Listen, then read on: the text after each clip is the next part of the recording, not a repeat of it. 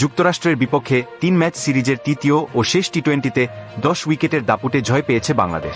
এই জয়ে white wash হওয়ার হাত থেকেও বাঁচল টাইগাররা। শনিবার হিউস্টনে বাংলাদেশ সময়ে রাত ৯টায় ম্যাচটি শুরু হয়, যেখানে টস জিতে ফিল্ডিংয়ের সিদ্ধান্ত নিয়েছেন টাইগার অধিনায়ক নাজমুল হোসেন শান। প্রথমে ব্যাট করা যুক্তরাষ্ট্রকে ১০৪ রানে গুটিয়ে দিয়েছে বাংলাদেশ। মোস্তাফিজুর রহমান একাই ৬ উইকেট নিয়েছেন। জবাবে তানজিদ হাসান ও সৌম্য সরকারের অন্যবদ্য ব্যাটিংয়ে বিনা উইকেটে ১১-৪ ওভারে জয়ের বন্দরে পৌঁছে যায় সফরকারীরা। তানজিদের 50 ও সৌম্যর ঝড়ো ব্যাটিংয়ে সহজ জয় পায় বাংলাদেশ। তানজিদ ৪২ বলে ৫টি ৪ ও ৩টি ছক্কায় ৫৮ রান করে অপরাজিত থাকেন। আগে প্রথমে ব্যাট করা যুক্তরাষ্ট্র অবশ্য শুরুটা ভালো করে, পর মোস্তাফিজের তোপে আশাওয়ার মিছিলে ব্যস্ত হয় স্বাগতিকরা।